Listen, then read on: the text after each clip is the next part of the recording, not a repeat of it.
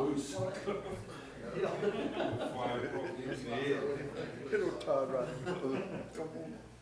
Tonight's welcome to the Keystone Heights City Council, everybody. I'm glad everyone's here.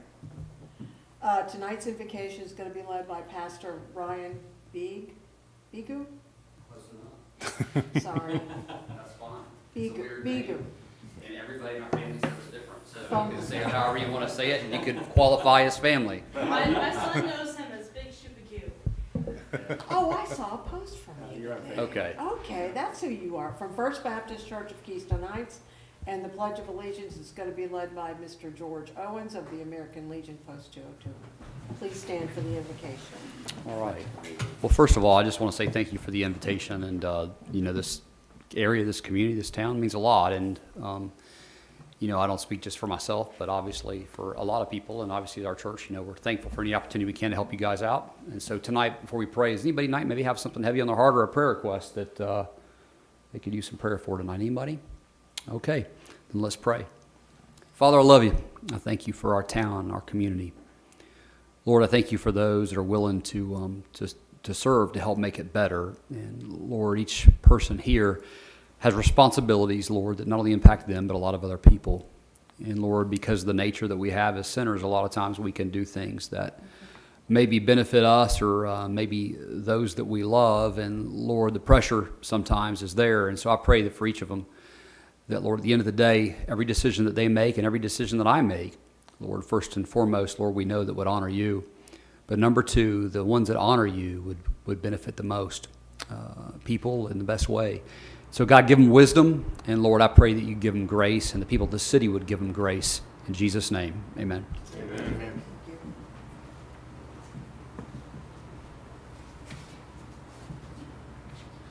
I pledge allegiance to the flag of the United States of America and to the republic for which it stands, one nation, under God, indivisible, with liberty and justice for all. Thank you.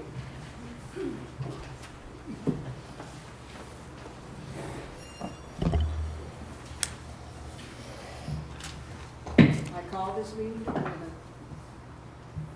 Ms. Rakowski, would you call roll, please? Vice Mayor Thompson, Here. Councilman Bobby Brown, Here. Councilman Tony Brown, Present. Councilman Hart. Here. You have a quorum. Thank you. First item on the agenda are the presentations and the proclamations. Councilman Tony Brown will be having a check presentation from the Northeast Florida League of Cities presented to Keystone Heights Community Partnership School and Ms. Tina Baker. Please. Want to stand in front? Yes, please.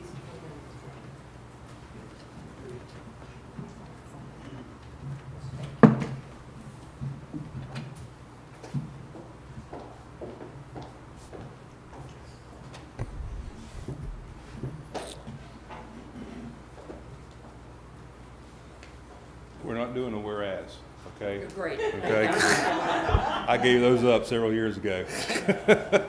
But you did receive the key to the city a couple months ago, and to hear everything that you, for one, and your organization is doing for our kids at our high school and in our community really inspired me. And it was funny because right after that we had a meeting, and the council puts me on the Northeast Florida League of Cities board, and I've served on that a few years. And the past couple of years we have some money left over, and so they let us as council, as on the board, to come up with, this year we had $500, and so we could split that or we could give it all to you. So we made a choice of giving it all to you, the 500, and that's not just from our board, but it's from the council, because we are part of the Northeast Florida League of Cities. And I just want to highlight a couple things. What you guys do is the shoes, the jackets for these kids that are homeless, the hygienes that they need. I mean, it's been a long time since I've been in school, and I can remember only one family that had issues of not having, you know, everything like good food and hygiene and stuff. And I know it's a lot more than one family now. And I just appreciate, we all appreciate what you do. One of the things is the backpacks of food that you guys do for the students for the long weekends, the holidays.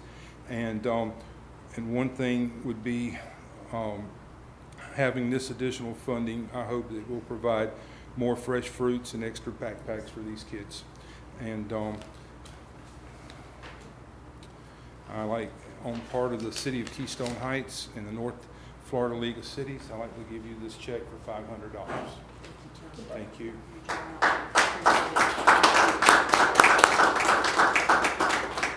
Would you like to say?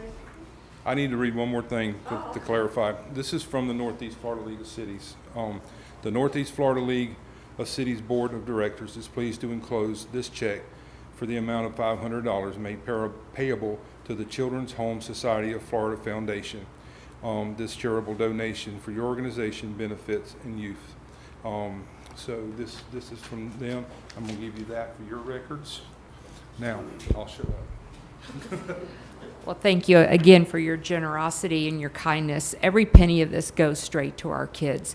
And we had our strategic meeting this afternoon with our board, and our attendance rate has improved from 84 last year to 90%. And I know that doesn't seem huge, but it's huge. We're talking kids that had chronic absenteeism. That means more than 25 days of missing school. So what we're doing, the health appointments, the food, is really making a difference. Everyone's part is making a difference, and thank you for your generosity again.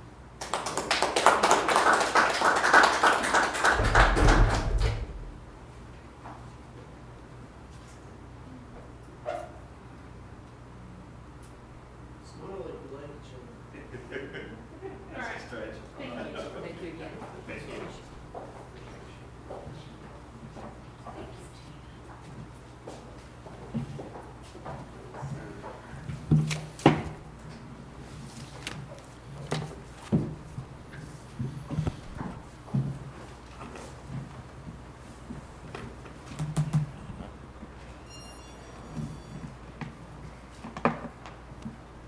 Ms. Rakowski, are there any public comments tonight? I have none. Okay. Next item on the agenda is a resolution. It's a 2023-03 authorization of the Keystone Heights Airport loan agreement. Before we read it, do you want to have some discussion first? I know there are a few things we need to address. Sure. And just before some of the substantive conversation comes up, I just want to let you know that we were sent an updated copy of the resolution, and that updated copy makes note of the fact that the intention of the resolution was for the term to be 3 years, from 2023 to 2026. The copy that's in your packet only goes to 2024, so that would be an amendment as well. I'll have some discussion items once we get a motion on the floor. Would you like council to read this by title only? Yes. I so move. Second. Let me pull it back up. Give me 1 second, please. Had to click on it.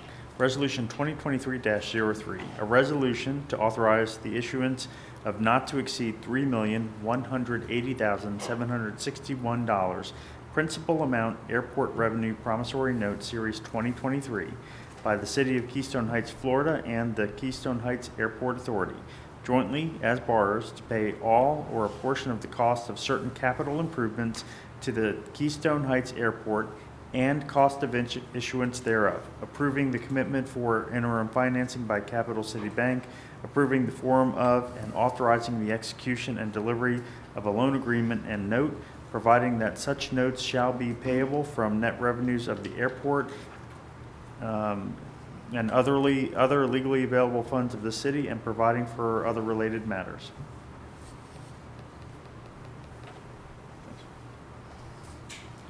For the sake of discussion, I move for approval of the resolution. Second.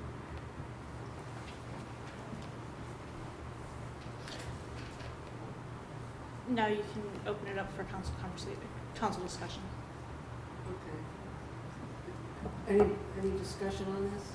Do we have any discussion? Anybody have anything to say about it? I would say that the questions, a couple of the questions that I had that I sent to the manager, Mr. Kirkland has answered mine and apparently several other questions. So I feel more comfortable with it today than I did last week. So that's all I have. Steve, do you have anything? City attorney and I had a conversation earlier today. I had sent the city attorney, or copied him in with an email. I had had a chance to review. You have to, in my view, you have to look at this as two documents. The first document, of course, is the resolution, which we will be deciding what to do tonight. The second one is the loan agreement itself, and there were some things in the documents that didn't quite jive, and I wanted to bring that to the attention of the city attorney, which I did, and we kicked around some things. There are basically 5 things, and when I'm done telling you what my perception is, I'll make a motion to amend the documents accordingly, just to save time. The first item has to do with a reference to Exhibit B. There's a reference to Exhibit B in the resolution. The actual loan document does not identify itself as Exhibit B. Just for the sake of the record, I would ask that the loan document be modified to identify it as Exhibit B. That's housekeeping, but I think it's important so that we know what we're approving, what we're not approving. The second thing is that the resolution refers to a pledging of the net revenues of the airport, but the loan agreement does not use the term net in either its definitional section nor in its section 3.01. I'm going to chalk that up to a scrivener's error, not an intentional inconsistency, but I think we have to decide tonight what we think we are passing. And a literal reading of that would be that, for example, with the fuel, the airport would be pledging the gross fuel revenue sales, not the net. And it would put the airport in a bind, because then they would have to turn over the gross receipts from the sale of the fuel, but find other monies, other funds to pay for the fuel itself. So I view that as a scrivener's error. There is a doctrine in law that I'm sure the council is familiar with. It's called the parole evidence rule. Parole evidence rule, I'm going to get in the weeds just a little bit here, basically says that when you have negotiations and you have a signed contract, the negotiations go away and you look to the contract itself. But there are exceptions, and if there's an ambiguity in the terms of the contract, the parole evidence rule does not apply. So, and that's an evidentiary thing, but for later if there were any litigation. So what I would do or suggest is we declare the documents to be ambiguous, and that we read both documents to mean net rather than just gross. That's a little wonky, I'm sorry, but I think it's important. The third item is Section 7 of the resolution is probably intended to be a general obligation of council. Section 7 is a long paragraph which boiled down to its essence, I think, says that we as a council and staff have an obligation to make sure the paperwork gets done, things get signed. But it's so broad, it could be interpreted, in my view, as imposing personal liability on staff and on council to actually pay the debt. So I suggested some language, and council has approved. The language would be: the duties contained in this Section 7 are ministerial only and do not constitute a guarantee of a loan, nor constitute making the individuals referred to us herein co-makers or obligors of any loan. That just clarifies that we're not guaranteeing that debt personally. And then the fourth item is there's a reference to deputy mayor. It should be vice mayor. This happens a lot when you have canned documents. You just have a lot of carryover that doesn't really apply. The fifth item, though, it does have some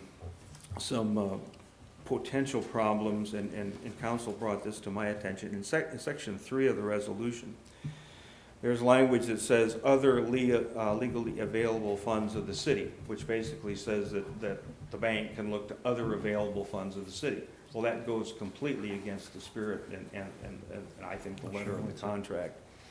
Council has suggested that we delete those words, other legally available funds of the city, and any other language that would try to impose or inadvertently impose any liability on the city, because we are not pledging the full faith and credit of the city. This is something that they can only essentially look to the income stream from the airport to satisfy it if there's a default. So those would be my five points. I would make a motion that the documents be amended to conform to comments made. And that would also include the title. True. Because that comment was in the Yeah, I title as noticed well. that when you read it.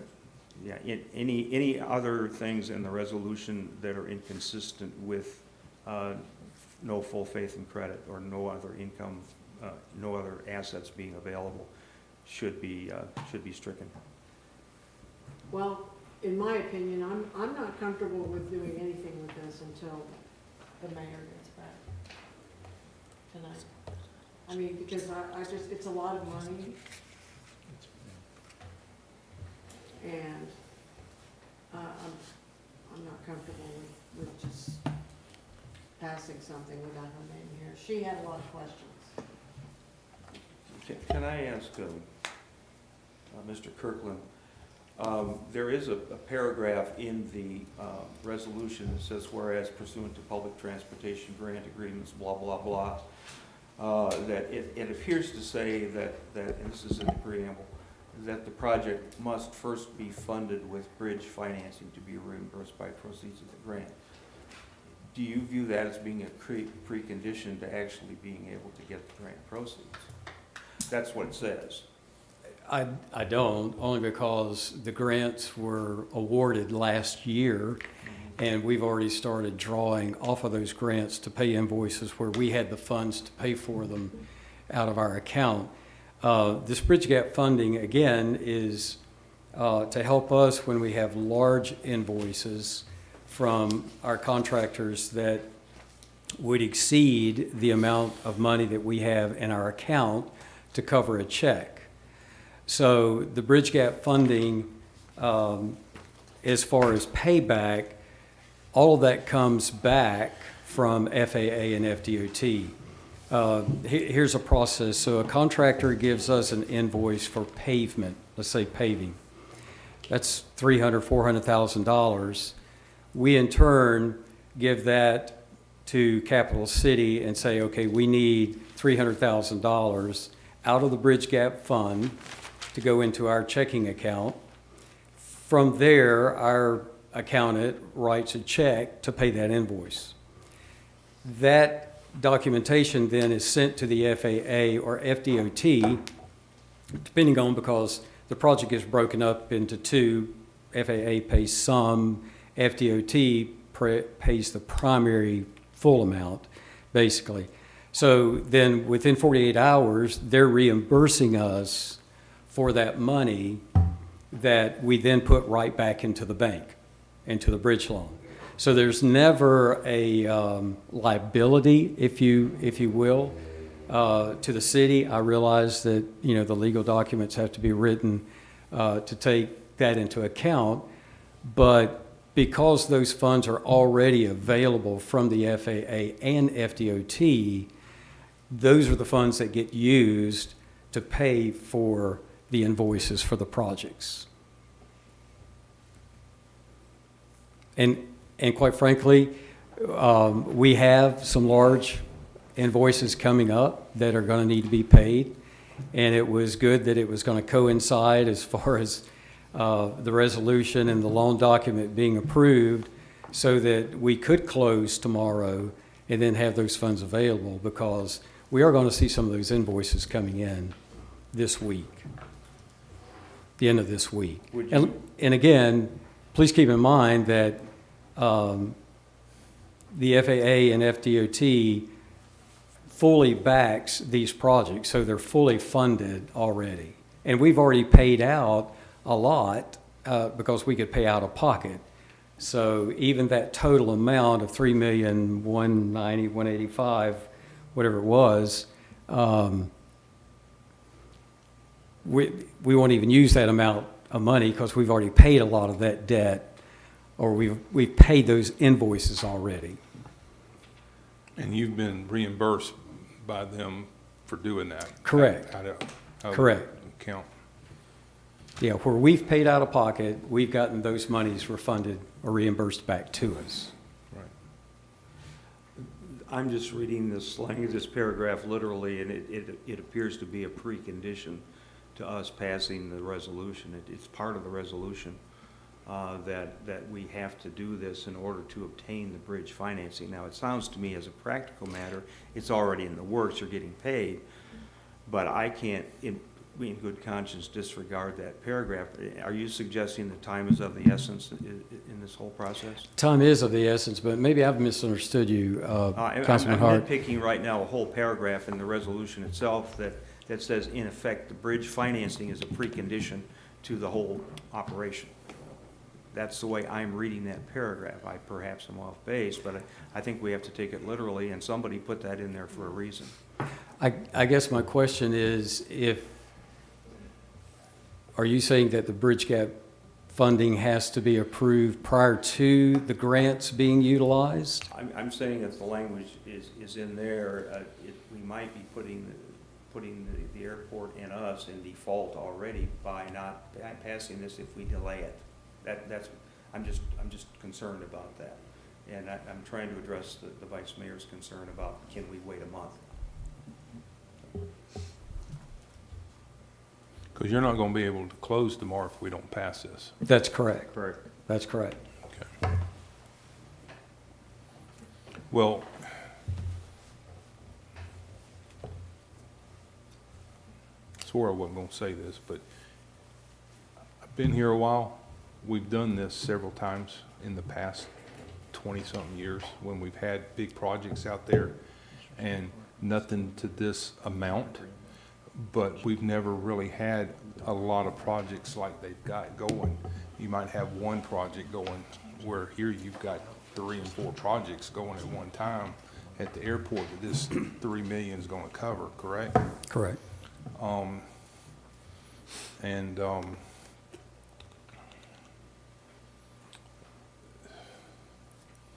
And when we first started looking at this, the $3 million is something hard to choke.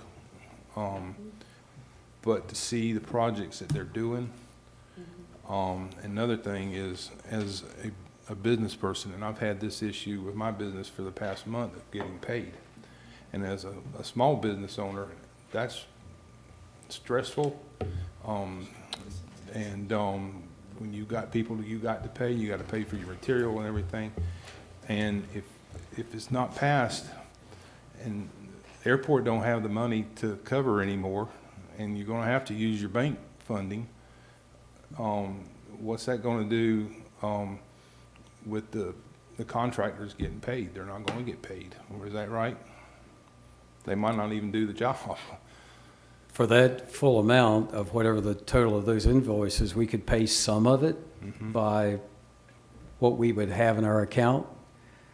But again, I guess what I want to make sure that the city council understands is that all of the reimbursement monies has always come in from the FAA and FDOT Yes. in a timely manner, I to agree where with we've that. always turned it around. The bank, and even when we were starting our first discussions with Capital City, we explained that process to them, and they were very comfortable with that. The bond counsel for Capital City works with the Fernandina Airport and other airports, so he's familiar with the process of reimbursement. So I understand it's illegal. We got to get all the legal issues, resolved on that. So whatever you need me to do, I'll be glad to do that. Don't you think we should do that first? Yes, and that's why I say if there's some legal issues or amendments that need to be made, Yeah, that's why council and I are raising these issues now, just to make Yes. sure we've got everything on record that should be. For example, and this may give you some comfort, Vice Mayor, if you look at section 4 of the resolution, it says the loan agreement, which this contemplates, shall be in substantially the form hereto as Exhibit B, which we've discussed, with such changes, amendments, modifications, deletions, and additions as may be approved by the mayor.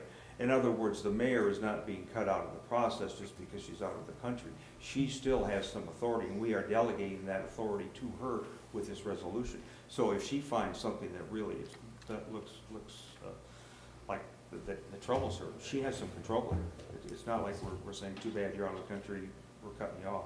She's basically involved in this all the way through. So I guess my question is, so we've been looking at the loan documents and the resolutions for a couple of weeks now, and I guess I'm concerned that at the last minute, you know, we have some issues. Certainly want to get those resolved Yeah. and in a timely manner. We're tidying up language more than anything else. So I don't think we're going to the merits of at least I'm not to the merits of the resolution of the agreement. I personally am in favor of both. I just want to make sure that they're consistent with each other and that the issues addressed by council are addressed. Okay, I agree. Yeah. What's the normal time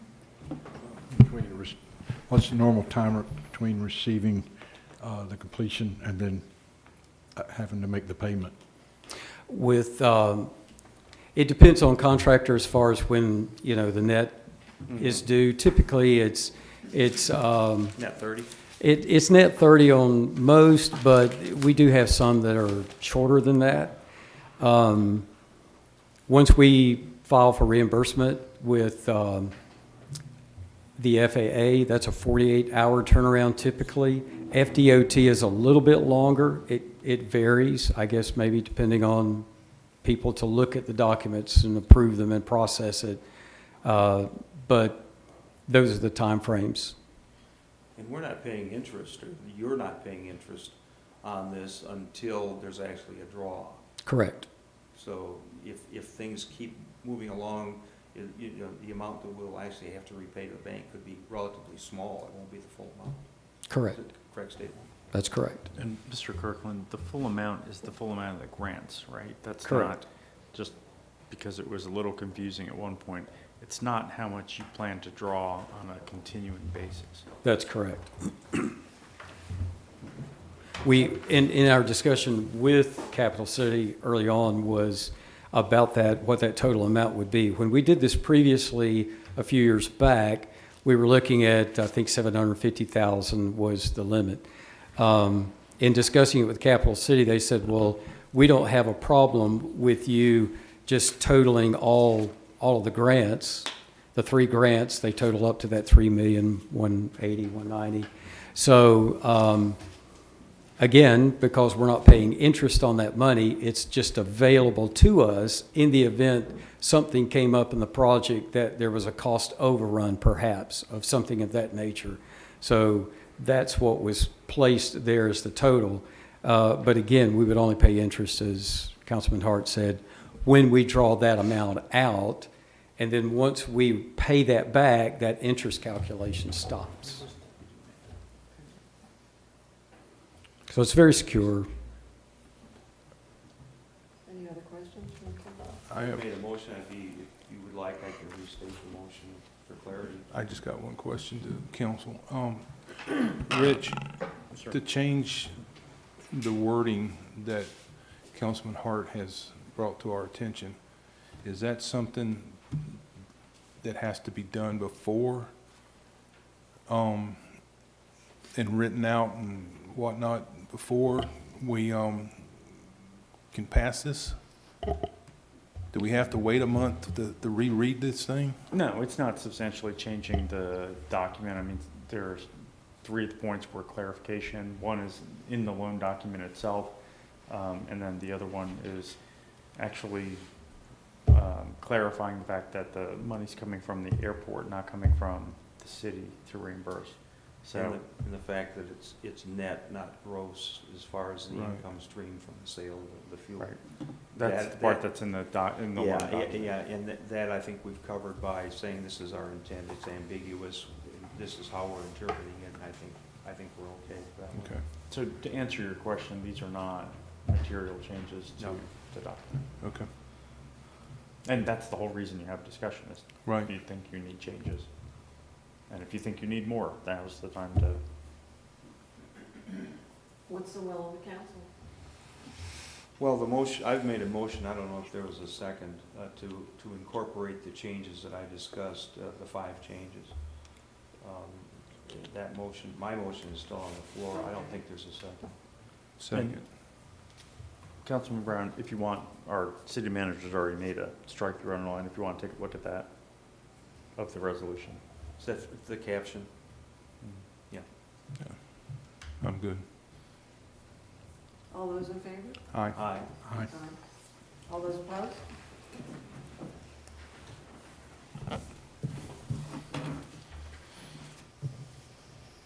Nice have it. Next on the agenda is the consent agenda.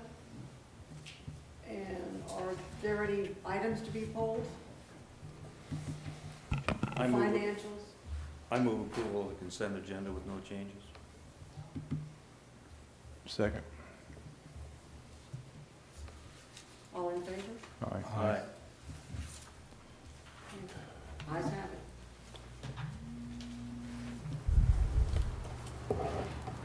City business. Which one? That doesn't say deputy. Keystone Heights, oh, What is it? see, this is Keystone Heights Airport Authority. Table. That's item will be tabled until a later meeting. Second one is the alcohol at the Keystone Beach. That item also will be tabled. I have just one request of council on that point. At our last council meeting, I questioned whether or not there's a dram shop law in Florida making the bartender and maybe us liable if someone is overserved and gets in a car accident, because some states, such as Illinois, have very strong dram shop laws. I would ask council to look at 768.125, which basically says there is no dram shop law unless you serve someone that's under 21 and is a chronic drinker. Those are the 2 exceptions. But they refer to liability to a person. Now, my question is whether or not person would also include corporate entities, such as any subcontractors we might deal with, and the municipal corporations, because if the word person is strictly construed, then we may have a dram shop law in Florida. That's my concern. And my research was that, no, it does not extend to corporations. I mean, there have been instances, I'll go a little bit broader just than alcohol. There have been instances where drug dealers have been charged criminally with the death of who they're providing drugs to. There have been instances where there have been bartenders who have been charged for. But when you start to dial back, I could not find any cases where the actual bar had been charged or anything of that nature. So I don't believe that it extends, or at least I can't find support that it would extend to any type of corporation or government To entity. be safe, if we were going to subcontract this, we would subcontract to a sole proprietor, would be a person, and have a pretty strict contract as to what guidelines they have to follow to somewhat shield us from liability. Would that be one approach that could be taken? I think that would be one, and I think there may be some additional insurance requirements that the council may request. Yeah. Thank you. That's all I have.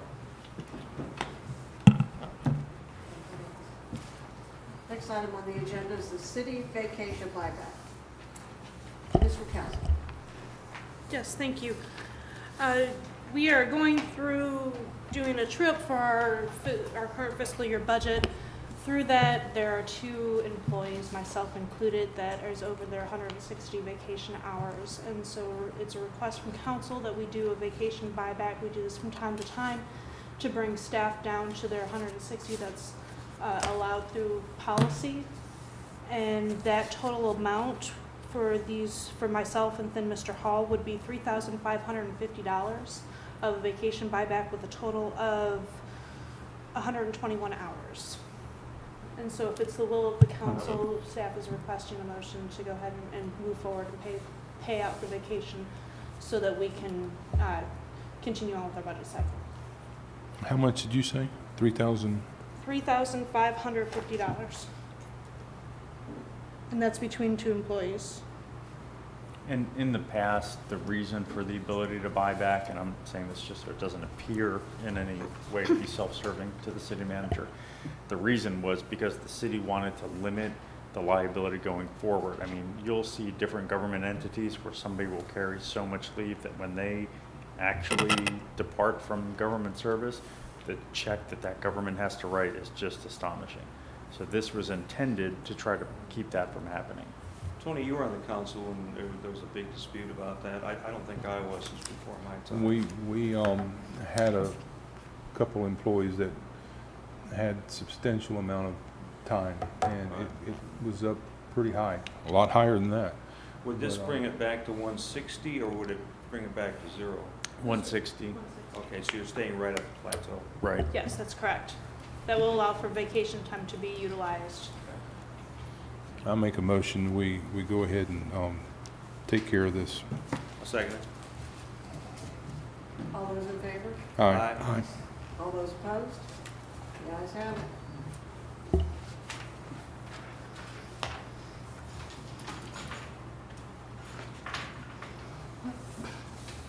Next on the agenda are committee reports. We do You have got one more parade. item. Parade. Oh, we do? I'm sorry. Oh, the parade, I'm sorry. Yes. That's a big one, too. How did I miss that?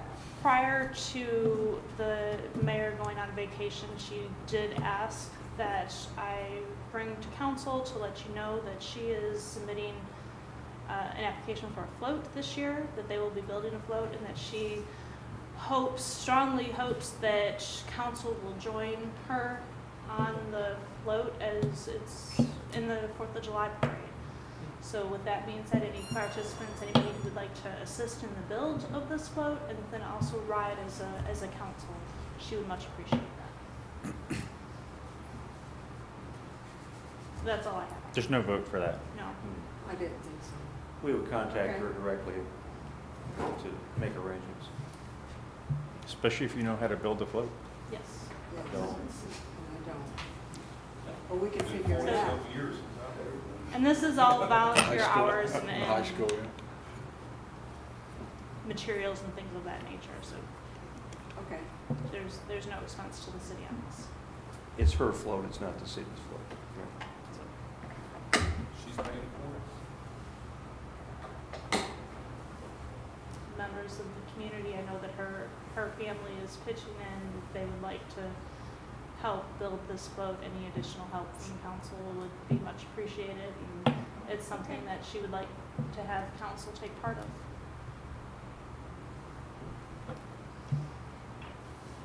Agenda item number 6, committee reports and recommendations. Mr. Council, are there any updates? We have none with the Budget and Finance Committee, but I will take this opportunity to remind you that we have a meeting next Monday for the community involvement on budgetary requests and projects for next fiscal year. And then we'll bring the proposed budget back to the Budget and Finance Committee based on those requests. Will that be part of the regular council meeting then? No, this is just a workshop, Workshop? yes. What time is that? I'm not sure of that. I believe it's at 3. Okay. That's the 12th, right? Yes.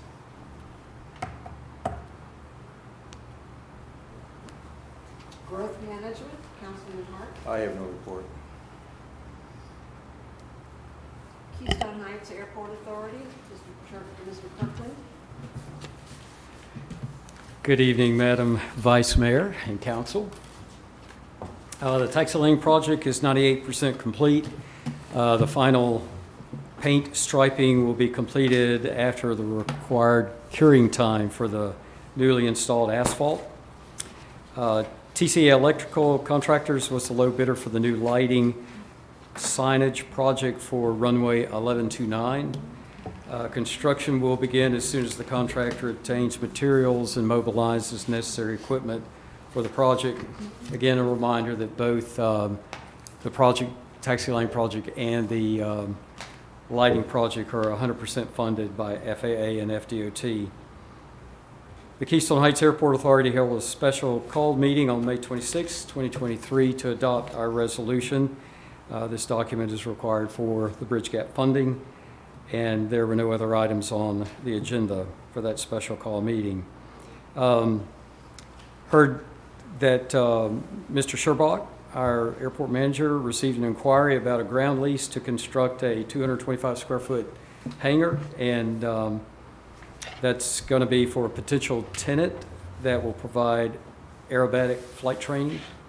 I had a discussion with that individual again today, and he's still looking forward to getting documentation from us. Our minimum operating standards actually lays out all of the requirements for a single commercial entity to come into the airport. So we are providing him with all of that information as well as an application for this project. Our 2021-22 audit is completed and indicates the financial state of the Keystone Heights Airport is in excellent condition. There were no internal control issues to document. Mr. Brad Million with Reddish and White will be presenting their findings to both City Council and tomorrow night to our Airport Authority Board. One other question I had with last item is the local paper reported that the City Council will have a final decision by September the 1st. At the workshop, I thought I understood the mayor say that she wanted a final decision by August the 1st. So I was just curious. She did, It was August she did. August? 1. Okay. Okay, paper was incorrect then. All right, thank you. That's all I have. Any questions? Good. All right, thank you. Thank you.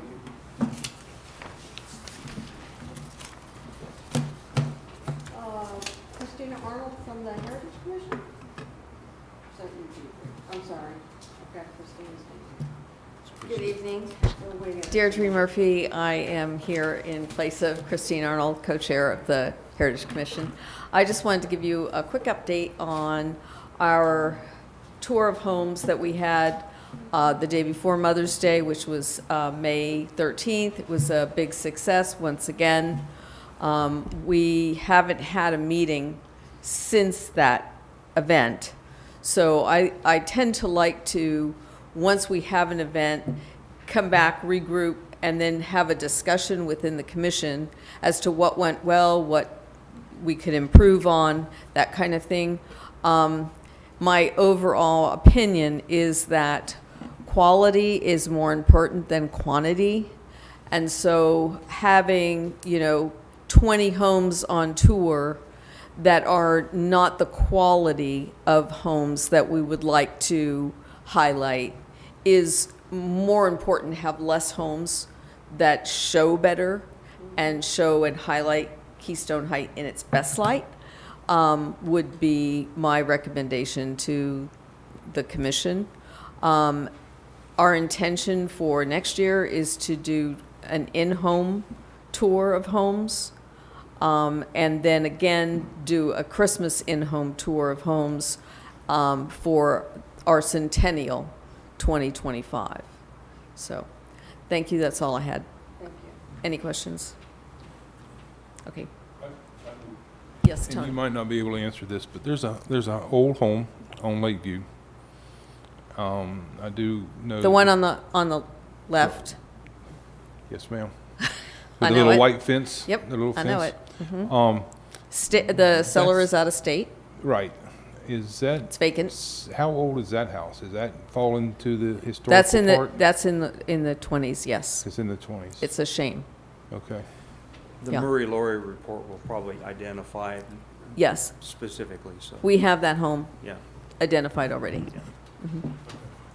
You're welcome. Thank you. And I skipped Planning and zoning. our city manager. Planning and zoning, I apologize to you, Mr. Gaskin. I saved you for last. There is nothing to report for planning and zoning this week.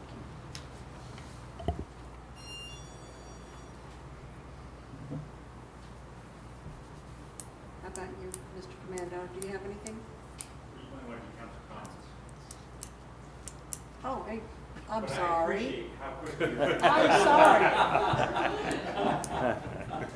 I'm switching it up tonight. You should do that. As you can tell. it used to be on the agenda. Yeah. Oh, well, I just Should we move I to- went to the Wayback Machine. We had, back then, we had council people like A lot of power in talk that a chair. lot. You're not pointing fingers. Am I going first? Yes, I'm Um, gonna ask you to, please.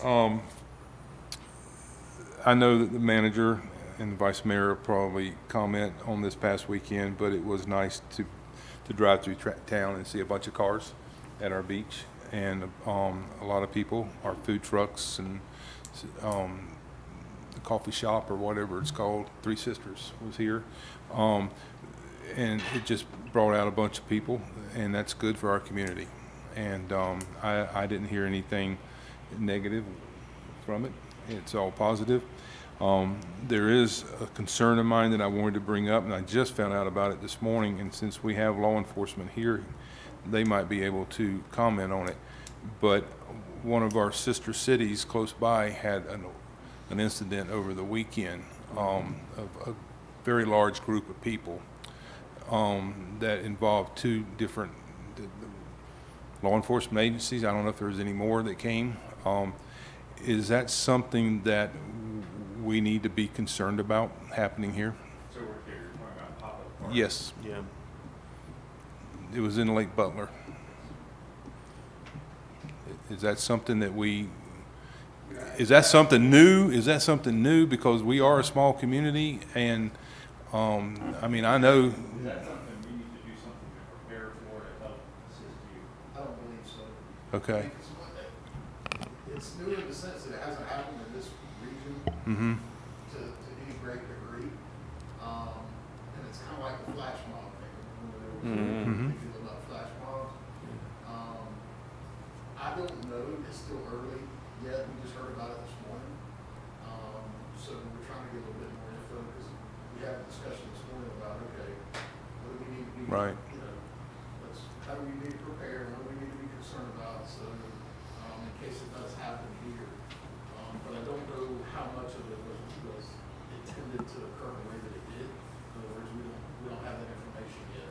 okay, Was the intent all along in order to have lawlessness and disrupt services and, have fights and all the things that kind of overwhelm Lake Butler? right. And Bradford County? Or was it the intent something different that just got out of hand? Because we regularly deal with this on a perhaps on a similar scale, just with the Orange Park Mall. Right. Okay, where we always have the propensity of the Orange Park Mall for there to be an overwhelming amount of people show up and things to deteriorate. So we kind of got a little bit of experience dealing with it. But as far as what the city can do, I don't think that there's any, other than probably what you already do, which is pay attention to what's going on in the community, pay attention to social media. If you see something that seems to Right. indicate there's something planned for the beach, something planned for a big event, then take it seriously, get us in the loop, and let us help out. That way we can be prepared in case something does happen. Okay, Deputy, my recollection is that Sheriff Cook, when she was with Duval, that was her specialty, was crowd control, crowd management, being able to identify leaders of the quote mob, whatever it is, and get them off to the side. So she's had, I guess, a substantial experience in that area. Whether or not that would cross over to this type of event, I don't know, but it would seem to be similar. Yeah, haven't talked to her yet about it. Yeah, yeah. We have a command staff meeting this week, on Thursday, so I'm sure it'll be a topic of discussion Thursday, Yeah. at our command staff meeting, so, Yeah. and I will bring in, I generally bring what I Yeah. hear to that anyway, so I'll bring it up and we'll discuss it as a command staff. Appreciate it, thank you. So, if I may interject with that, that's something that the city and county managers speak to often as some of these things develop, and that we'll be in communications with our sheriffs, with the sheriff's office directly with Sheriff Cook if there's any policy changes or if there's things that we need to do differently to better prepare. I will say on holiday weekends or event weekends or whatnot, we do have a very, very wonderful relationship with our sheriff's office as well as emergency management to make sure that some of these things we're proactive on them. So we do work great with Clay County and their emergency team to make sure that we have the assets that we need for all events and things of that nature. The only thing else I have is a personal thing is that sometime the end of the month I'll be a grandpa again, and we're all looking forward to that. Congratulations. So That's exciting. Congratulations, Tony. That's great. Right, you bye. Nothing. Thank you, Tony. Do you have any comments? Mr. Hart? Not, I guess, directly on point, but the Kiwanis, and I've been spending a lot of time, this is my third part-time job, I guess, the Kiwanis Community Band. And the concert will be this Saturday at noon at the Pavilion, and we will set up the chairs and so on. But I wanted to thank council and staff and the city in general for allowing the band to rehearse there and perform. And I would ask council to consider that we continue the arrangement next fall with the understanding that we will play at least one concert for the city as we've done in the past. But I do, also the saxophone section of the band is starting to gear up for the centennial. We're going to be doing some stuff during the centennial. So you might see an organization popping up on a street corner. We'll see. So, but thank you for indulging us. I had a very nice weekend at the event down at the beach. It was fun. Another great event. I hope to see more. I can't wait for the 4th. That's going to be a lot of fun too. And with that, what? Oh. Ms. Rakowski? I'm sorry, I was going to leave you out. Okay, just again, a reminder of next Monday's meeting. That is at 3 o'clock, and that is for council, and then we will have that advertised for Ask the Community projects and whatnot, just a workshop so we can gauge what's coming for next fiscal year. Staff is looking at the budget as we speak on some amendments for this fiscal year as well as next. To reiterate, council, and I wanted to make sure and thank Councilman Tony Brown and Vice Mayor Thompson specifically. Your presence was noticed and appreciated at this weekend's event. The event coordinator did come up to me and he thanked me profusely on having council here to support it. That means the world to them when they see council, and though I know that Councilman Brown was not able to have conversations with him, I don't think, but your shirt was noticed that you were there. With that being said, the City of Keystone Heights, as well as Clay County Tourism, was awarded for their hospitality and putting together this event and assisting. It was a great event, a lot of fantastic feedback. I don't often do this because we have a fantastic staff. I do have a fantastic staff, but I want to point out Mr. Garrett Cox, Who's hiding? who's now hiding. But he is truly the man behind the scenes, and he is there with me at all of these events. He's my right hand if there's anything needed.